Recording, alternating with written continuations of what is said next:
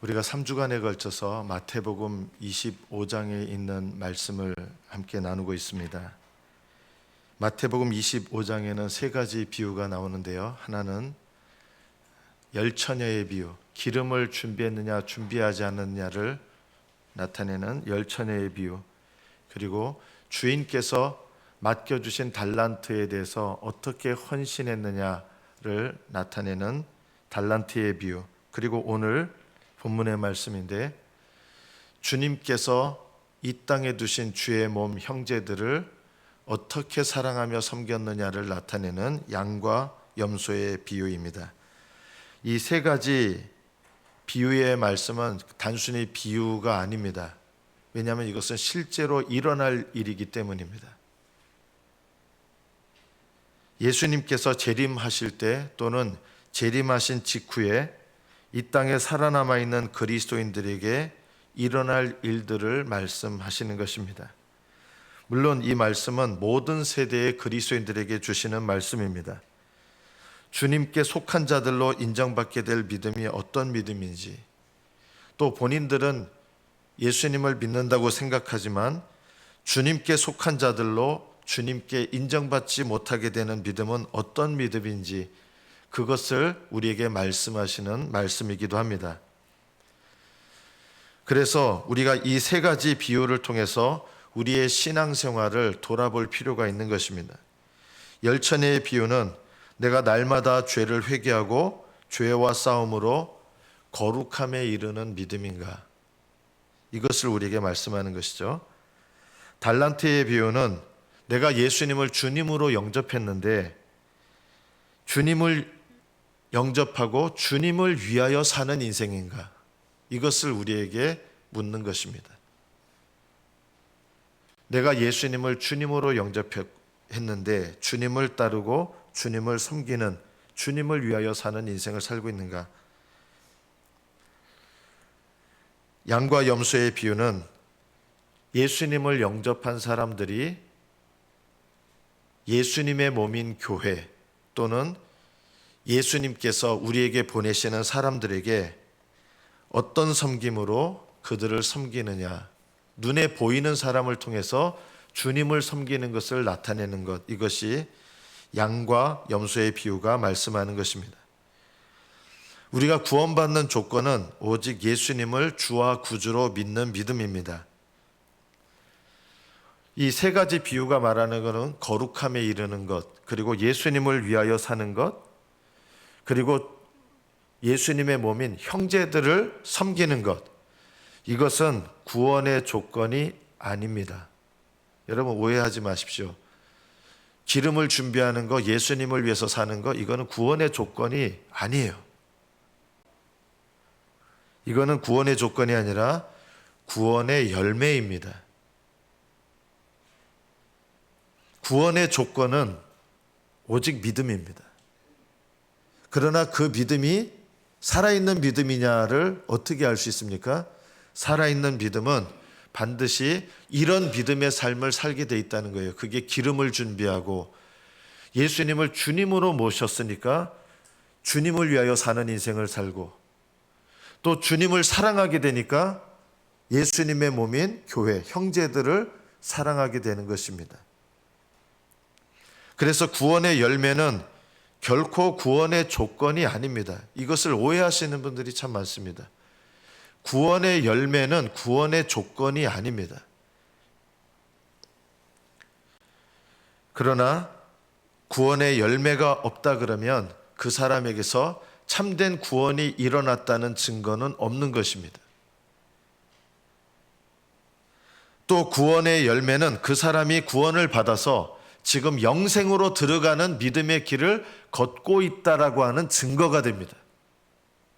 여러분이 만약 구원받았다고 하면서도 기름을 준비하는 것, 예수님을 위하여 사는 인생, 그리고 주님께서 이 땅에 두신 주님의 몸인 다른 사람들을 사랑하는 것을 내가 나타내지 않는다면 그 사람은 구원받았다고 생각할지 모르지만 영생의 길을 걸어가고 있는 것은 아닌 것입니다.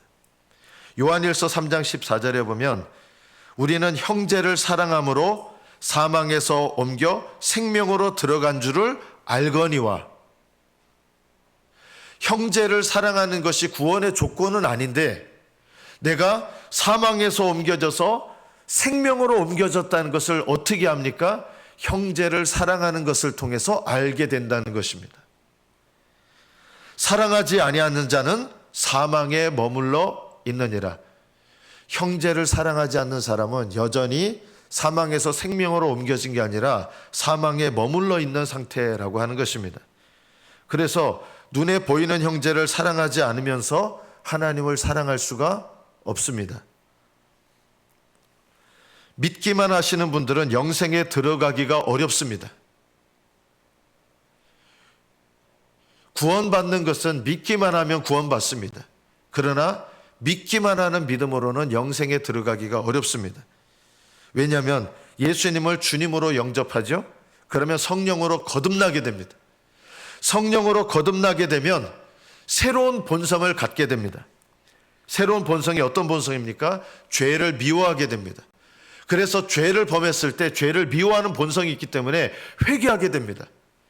그리고 죄를 범하기 전에는 어떻게 합니까? 죄를 미워하는 본성이 있기 때문에 죄와 싸우게 됩니다.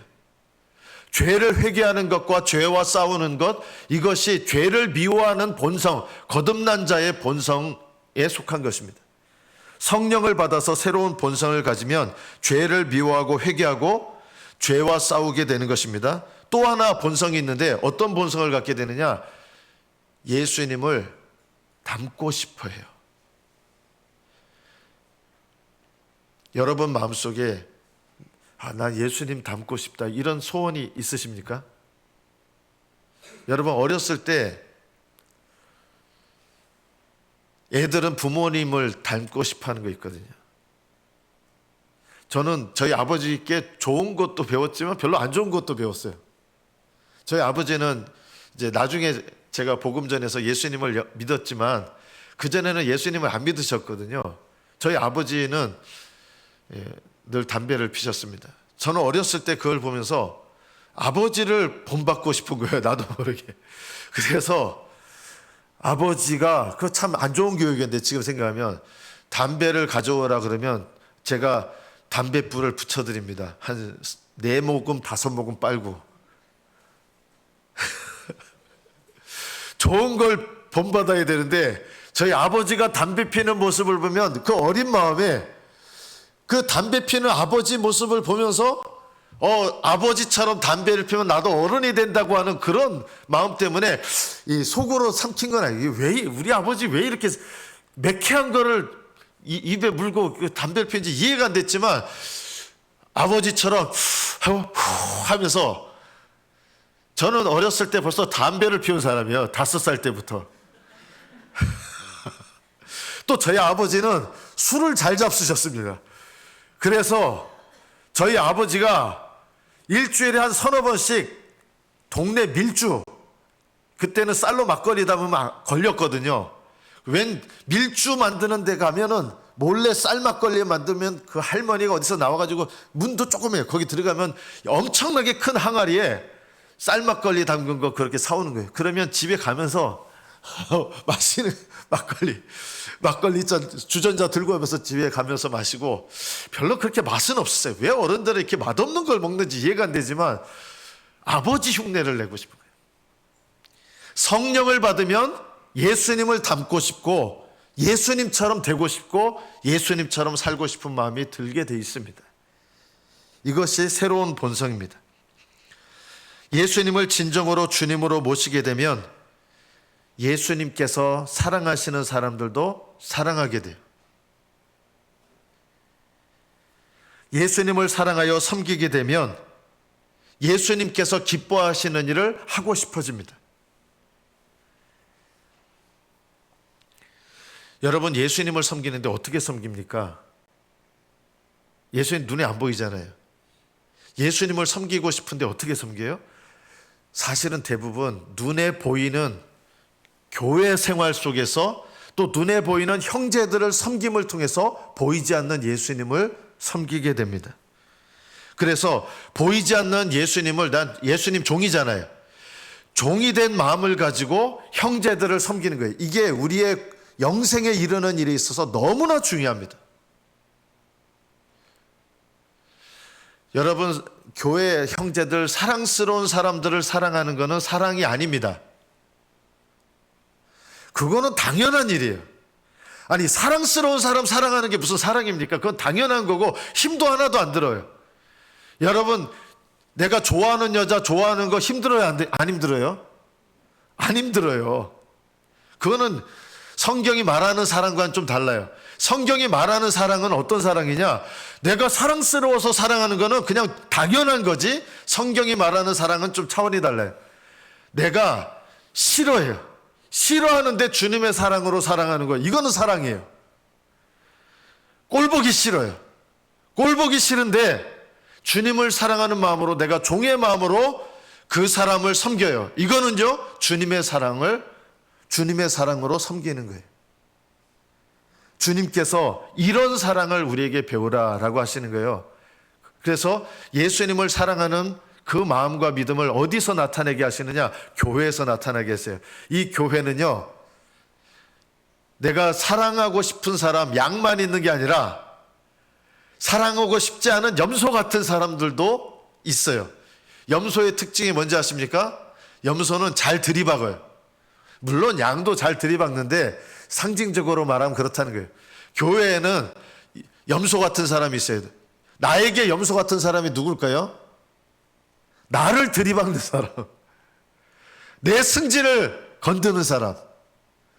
아우, 오늘 그 얼굴을 보면 재수가 없어져요.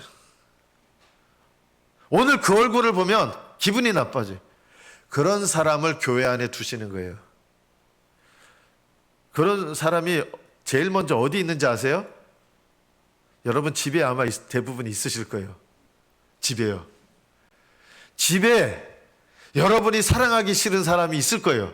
그게 없는 사람은요, 그냥 그건 마땅한 거지 사랑은 아니에요. 집에 분명히 웬만하면 여러분 집에 사랑하기 싫은 사람, 꼴보기 싫은 사람, 아우, 살기 싫은 사람이 집에서 살고 있는 거예요.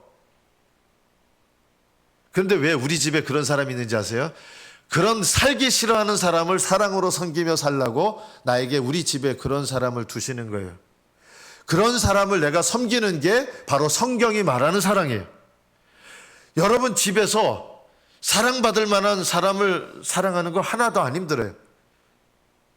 저도 이제 저희 아들이나 딸이 어렸을 때 제가 맨날 했던 게 얼마나 귀여우냐면 딸이 요만해요. 그 손 하나 위험하긴 하지만 맨날 이렇게 올리면서 제가 똥똥이 하는데 너무 귀여운 거, 이쁘고 이게 손 하나에 물론 떨어지지 않게 붙잡고 이렇게 올리는데 너무 귀여운 거예요. 아들도 너무 귀엽고. 근데 살다 보면 너무 귀엽지만은 않아요.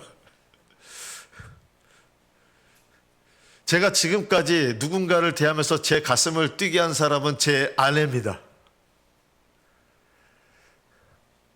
제 아내가 늘 제 가슴을 한 100m 전에서 그 뒷모습만 봐도 가슴이 두근거리고, 지금은 가끔 또 다른 의미에서 가슴이 두근거릴 때가 있어요. 그러나 밉지는 않습니다. 물론 저희 집에서 미워하는 가족은 없습니다. 여러분이 누군가 미워하는 사람이 있을 수 있어요. 가족 중에 또는 친척 중에 사랑하기 싫은 사람이 있을 수 있어요. 그 사람을 종된 마음으로 사랑하는 것이 성경이 말하는 사랑이에요. 그래서 여러분이 사랑하며 섬기기 어려운 사람을 여러분 가정 안에 두시고 교회에 두시는 거예요. 교회에는 꼭 그런 사람이 있게 되는 거예요. 믿음에서 나오는 사랑은 양이냐 염소냐 가리지 않고 사랑하는 것을 배우는 것입니다. 여러분이 사랑해야 될 사람은 양이 아니라 양을 사랑하는 것은 당연한 일입니다. 어렵지 않습니다. 주님께서 우리 교회 안에서 나에게 사랑의 훈련을 누구에게 하시는지 아십니까? 내가 염소와 같다고 생각하는 사람, 나를 들이받고 나를 힘들게 하고 나를 비참하게 하는 그런 사람이, 내가 그런 사람을 향해서 종된 마음을 가지고 사랑하기를 배우는 것, 이것이 바로 주님의 사랑을 나타내는 것입니다. 믿음에서 나오는 사랑은 바로 내가 사랑하기 싫어하는 사람, 사랑할 수 없는 사람을 사랑할 때 바로 믿음에서 나오는 사랑을 배우는 것입니다. 우리는 왜 형제를 섬겨야 됩니까? 그냥 못 본 체 하고 싶은데, 교회는요, 예수님은 보이지 않는데 보이는 주님의 몸입니다. 좀 과장해서 표현하면 교회는 주님입니다. 보이는 주님입니다. 그래서 교회에 속한 다른 성도들을 내가 주님의 종인 거는 하나도 안 힘들어요. 주님을 알면요. 당연히 주님은 주님으로 섬기는 게 뭐가 힘들겠습니까? 주님을 주님으로 섬기는 건 안 힘든데 뭐가 힘든지 아세요? 사람을 주님처럼 섬기는 게 힘든 거예요. 예수님을 주님으로 섬기는 건 안 힘들어요. 그런데 남편을 주님처럼 섬기는 건 힘들어요. 그런데 주님께서 부인들에게 원하는 게 뭐예요? 너희들 도저히 주님으로 섬길 수 없는 그런 남편을 주님을 사랑하는 마음으로, 그런 남편에게 주님께 복종하는 마음으로 남편에게 복종하는 거, 이게 힘든 거예요. 이것을 배우는 거예요. 가정 안에서 배워야 돼요. 남편에게 복종하세요.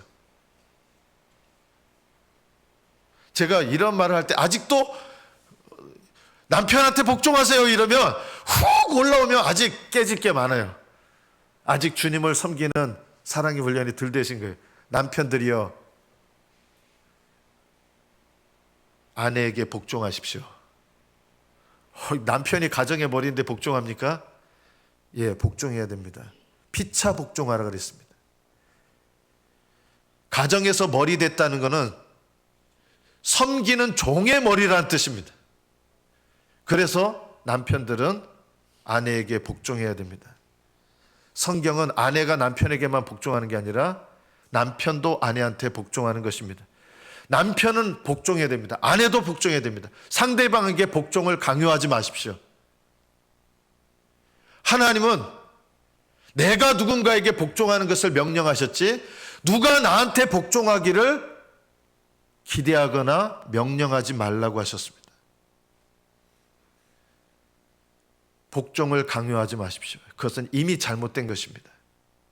내가 복종해야 되는 거지 복종을 강요해서는 안 됩니다. 내가 미워하는 형제를 사랑하는 것이 바로 내가 종의 마음으로 형제를 사랑하는 것이고, 그것이 내가 주님의 참된 양이라는 것을 증명하는 것입니다. 우리 힘으로 안 됩니다. 여러분, 미워하는 마음이 있는데 사랑한다는 게 쉽습니까? 안 됩니다. 은혜를 받아야 됩니다. 은혜를 받으면 섬길 수 있습니다. 은혜를 받으면 복종할 수 있습니다.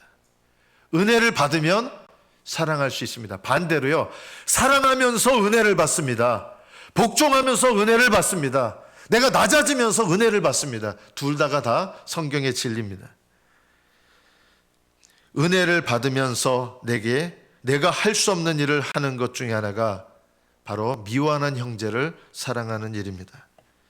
주님께서 우리에게 명령하신 것은 미워하는 형제라도 사랑하라고 명령하신 것입니다. 가능합니까?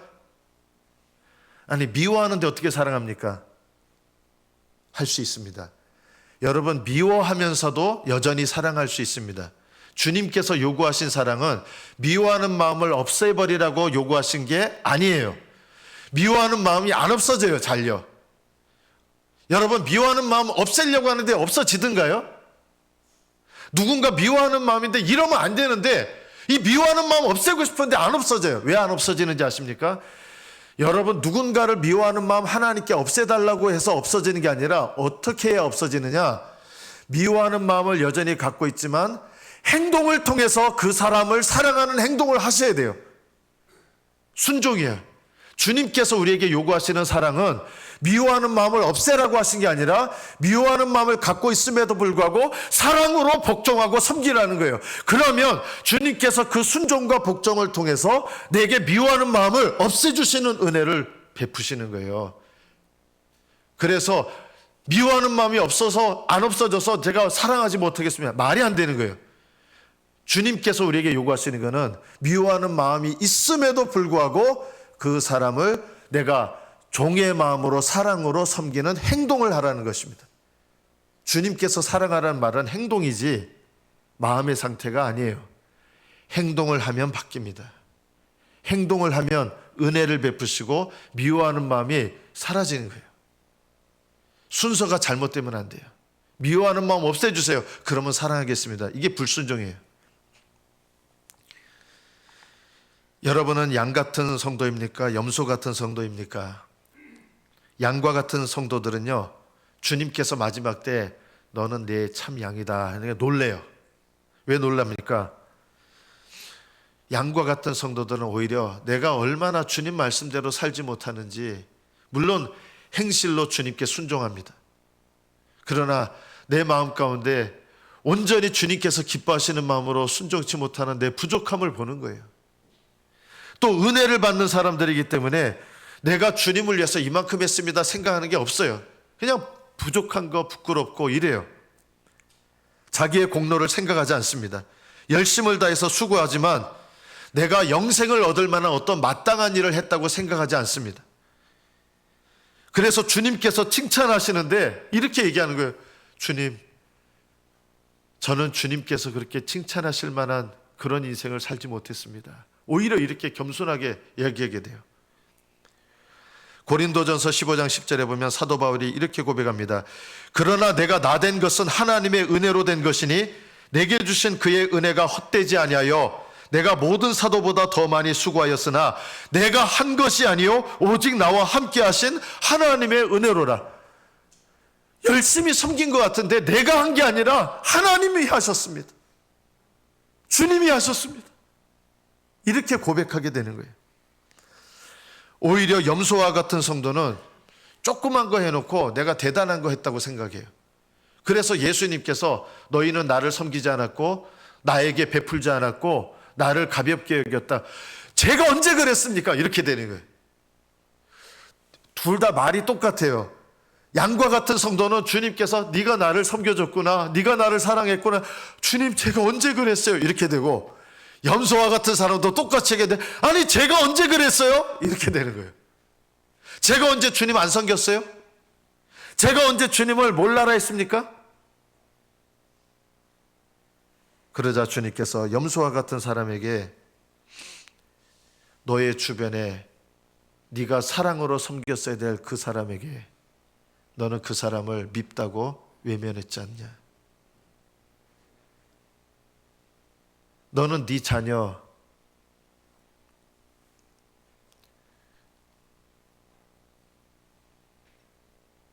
너무 미워서 너하고 나하고 끊자, 인생 끊자.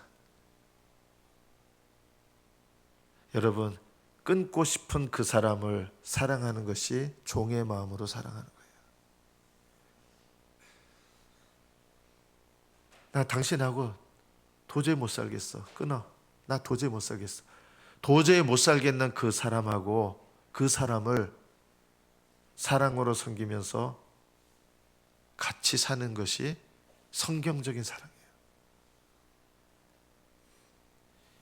이것이 주님께 나중에 주님께서 이 땅에 오셨을 때 우리들에게 나타내실 때가 있을 것입니다. 형제들을 외면하고 우습게 여기고 돌아보지 않고 그들의 고통에 대한 책임을 회피하는 것, 이것이 주님을 돌아보지 않는 것입니다. 우리가 종의 마음을 가지고 형제들을 섬기려면 우리가 기억해야 될 것이 있습니다. 양과 염소를 구별하지 마십시오. 저 사람은 양 같은 사람이네, 저 사람은 염소 같은 사람이네. 주님께서 우리에게 그것을 구별하라고 하신 적이 없습니다. 양과 염소를 구별하시는 분은 누굽니까? 주님이 하시는 일입니다. 우리는 양인지 염소인지 모릅니다. 사도 바울 같은 분은 아주 대형 염소 같은 사람이었어요. 대형 염소, 왕염소, 염소왕. 그런데 이분이 은혜를 받으니까 얼마나 주님을 섬기는 위대한 주의 일꾼이 됐습니까? 얼마나 사도 바울을 통해서 수많은 영혼들이 구원을 얻게 됩니까? 우리 눈에 보기에는 염소 왕 같았는데 하나님께서 은혜를 베푸시니까 정말 위대한 종으로 쓰임 받았거든요. 어떤 사람은 양 같다고 생각했는데 하나님 보시기에는 염소 같은 사람도 있고, 우리는 몰라요. 우리는 양과 염소를 판단할 수 있는 능력도, 그리고 양과 염소를 구별할 자격도 없는 사람들입니다. 우리는 그런데 저 집사는 양과 같은 집사구만, 저 집사는 염소 같은 집사구만, 저 장로는 양과 같은 장로구만, 염소 같은 장로구만, 심지어 저 목사님은 염소 같은 목사네. 여러분, 우리는 그것을 판단할 자격도 능력도 권세도 없다는 것을 알아야 됩니다. 주님께서 우리에게 명령하신 것은 양과 염소를 너희들이 구별하지 마라. 구별하는 건 주님이 하시는 거예요. 그것도 언제요? 심판 때 하시는 거예요. 주님께서는 교회 안에 양과 염소를 두셨지만 몰라요. 그거 우리가 판단하고 분별하라고 하신 게 아니라 교회에 두신 모든 사람은 양으로 여겨야 됩니다. 구약 성경에 보면 이스라엘 백성들이 양과 염소를 함께 기릅니다. 왜 함께 기르냐면 이 양들이 조금 원래 게을러요. 착하긴 한데, 성품이 온순하긴 한데 게을러요. 그래서 잘 안 움직여요. 이 염소는 상대적으로 빨빨거리고 돌아다니고 들이받고 돌아다니고, 이 염소는 쉽게 말하면 활달해요. 그래서 이리 받고 저리 들이받고 이러면서 양들이 엄마 놀래라 해가지고 이 염소 피하느라고 자기들도 막 돌아다녀요. 여러분, 그 양머리 개가 막 한 마리가 가면은 염소들이 하면서 이 떼로 딴 데로 가고 막 이러는 거 보셨잖아요. 무리 안에 염소를 두면 양들도 건강해져요. 그래서 양하고 염소하고 같이 길러요. 그러면 이 양반 염소 반, 이 떼를 뭐라고 불러야 돼요? 양염소 떼, 이렇게 불러야 되잖아요. 그런데 구약 성경은 놀랍게도 양반 염소 반인데 뭐라고 표현을 하냐면 양떼라고 표현합니다.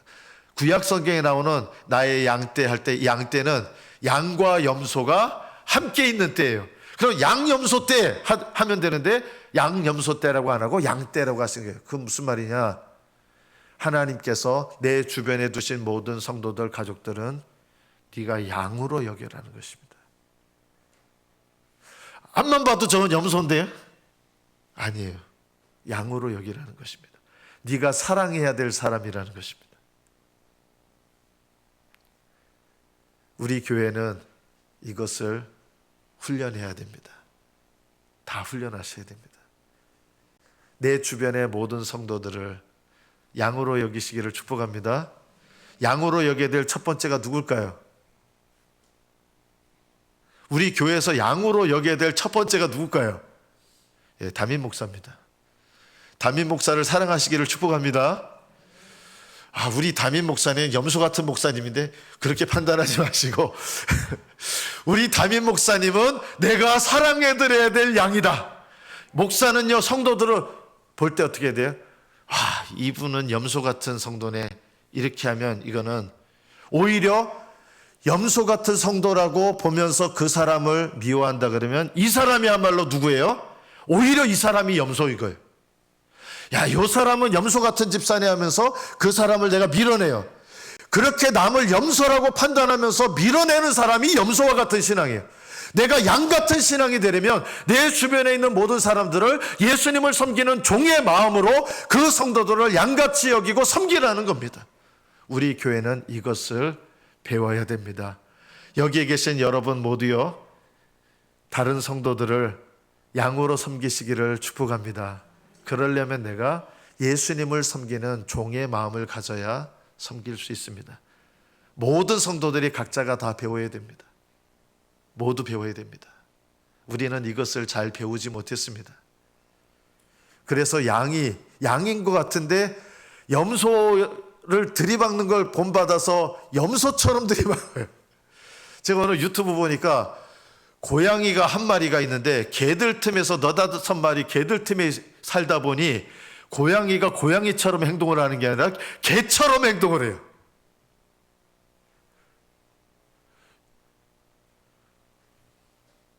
모든 성도들을 양으로 여기고 양으로 섬기면 나도 양이 되고 다른 사람도 양이 될 것입니다. 종의 마음으로 모든 형제들을, 심지어는 암만 염소같이 보여도 주님께서 죽기 전에라도 부르시면 양이잖아요. 나는 그 영혼을 위해서 섬겨야 될 인생입니다. 우리는 우리의 형제들을 내가 섬겨야 할 그리스도의 몸이라고 여겨야 합니다. 그래서 아무리 염소에 가깝다고 느껴져도 우리는 그를 배척해서는 안 됩니다. 배척하는 자체가 이미 내가 염소인 거예요. 저 사람은 앞만 봐도 저건 확실히 염소야. 난 저 인간하고는 못하겠다. 이미 내가 염소인 거예요. 주님께서 양과 염소의 비유를 통해서 우리에게 말씀하시는 건 네 주변의 사람들을 양이냐 염소냐 판단하는 게 아니라 네가 그 사람들을 양처럼 섬기느냐 염소처럼 배척하느냐, 네 모습을 보고 네 신앙을 깨닫고 양처럼 주님을 본받아 섬기라는 것입니다. 이것이 우리가 해야 될 일입니다. 형제들을 염소라 판단하고 비웃거나 가볍게 여기면 오히려 그 사람이 염소와 같은 사람이 됩니다. 우리가 마지막으로 기억해야 될 것이 있습니다.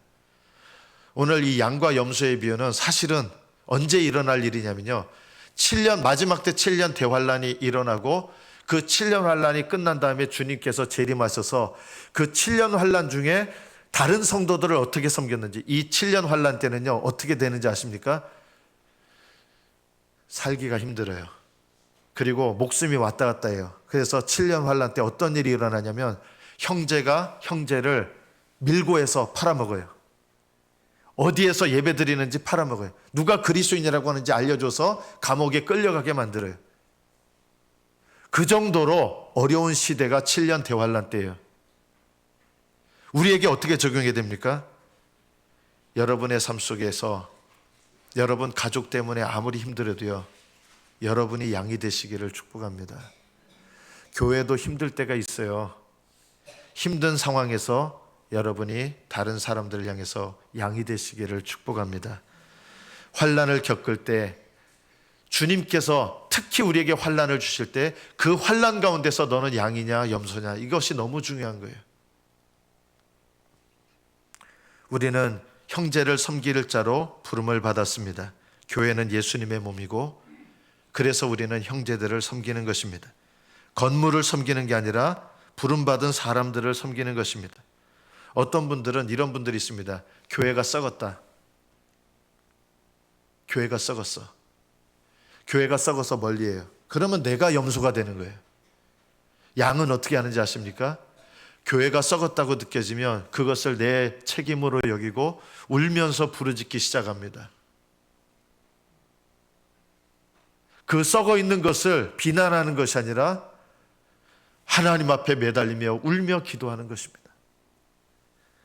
여러분, 어떻게 형제를 사랑해야 됩니까? 받아야 될 사랑을 먼저 생각하지 마십시오. 전 이런 말을 우리가 할 때 있어요.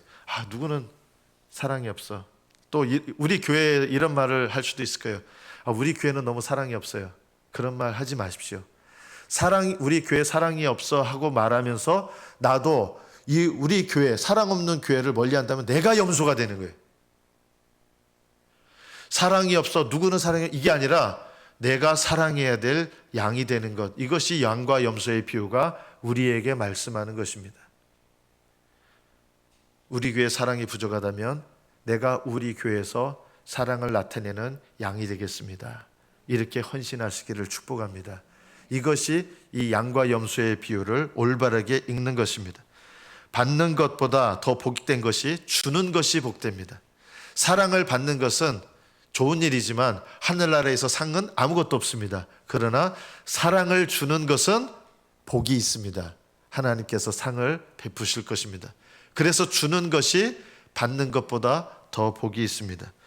나는 사랑을 받지 못하는 사람인데 나는 그 사람에게 사랑을 줍니다. 그러면 주님께서 칭찬하시고 상을 베푸십니다. 나에게 사랑을 주는 사람을 사랑하는 건 당연한 거기 때문에 그건 상이 없어요. 그건 당연한 거고 너무나 쉬운 일이에요. 나를 사랑하지 않는 사람에게 내가 사랑을 베푼다면 그것은 주님의 사랑을 나타내는 것이기 때문에 상이 있습니다. 주님께서 기억하시고 복되게 하실 것입니다. 그래도 우리 마음은요, 누군가 나에게 실망스럽게 하는 일들이 있을 거예요. 어떻게 살아합니까? 긍휼히 여기십시오. 불쌍히 여기는 마음을 달라고 하시고, 그래서 미워하는 마음이 불쌍히 여기는 마음으로 바뀌셔야 됩니다. 긍휼히 여기셔야 됩니다. 긍휼히 여기셔야 그 영혼을 위해서 진정으로 기도할 수 있습니다. 또 물질로 섬겨야 될 때는 물질로 섬기십시오. 물질로 섬겨야 될 때 말로만 하는 거는요, 사랑이 아닙니다. 물질로 섬겨야 될 때는 물질로 섬겨주는 것이 사랑입니다. 또 어떻게 섬깁니까? 여러분, 가정 안에서부터 양이 되시기를 축복합니다. 내가 양이 되기가 제일 힘든 데가 어디예요? 가정입니다. 왜냐하면 교회는요, 양의 탈을 쓰고 신앙생활하기가 쉬워요. 나도 염소인 건 아는데 다른 사람에게는 양의 탈을 쓰고 할 수 있어요. 그런데 양의 탈을 못 쓰는 데가 있어요. 거기가 어디예요? 가정이에요. 가정은 양의 탈을 못 써요. 그래서 가정 안에서부터 예수님을 섬기는 종의 마음을 가지고 가정 안에서부터 섬기십시오. 여기서부터 섬기지 못하면 하나님 나라를 섬기는 자가 될 수가 없습니다. 여러분, 가정에 내가 도저히 섬길 수 없는 염소와 같은 우리 마누라, 염소와 같은 우리 남편, 나를 힘들게 하고 나 비참하게 만들고, 그런 염소와 같은 남편, 그런 남편을 사랑하는 것이 내가 예수님을 종의 마음으로 섬기는 것입니다. 여러분이 가정 안에서부터 양이 돼서 섬기는 것, 양이 돼서 섬기는 건 그 사람이 양이냐 염소냐 상관없어요. 오히려 그 사람이 염소와 같은데 내가 주님께 받은 은혜 때문에 양이 돼서 섬긴다 그러면 그 사람은 상을 받는 복된 믿음이 되는 것입니다. 이 사람은 너무너무 사랑하기 힘들어요. 사랑하기 힘든 사람을 여러분한테 두신 이유는 여러분이 양의 연습을 하라고 여러분한테 두신 거예요. 그 사람을 여러분에게 염소 연습하라는 것이 아니라 양의 연습을 해라. 가정 안에서부터 예수 그리스도를 주님으로 섬기는 그 종된 마음으로 여러분 가정 안에서 섬기면 교회 안에서도 진짜 양으로 섬기기를 배우고요. 이것이 바로 영원한 하늘나라를 준비하는 영생에 이르는 과정입니다. 가정에서, 교회에서 양으로 섬기셔서 영생으로 이르는 길을 날마다 걸어가시는 저와 여러분 되시기를 축복합니다. 기도하겠습니다.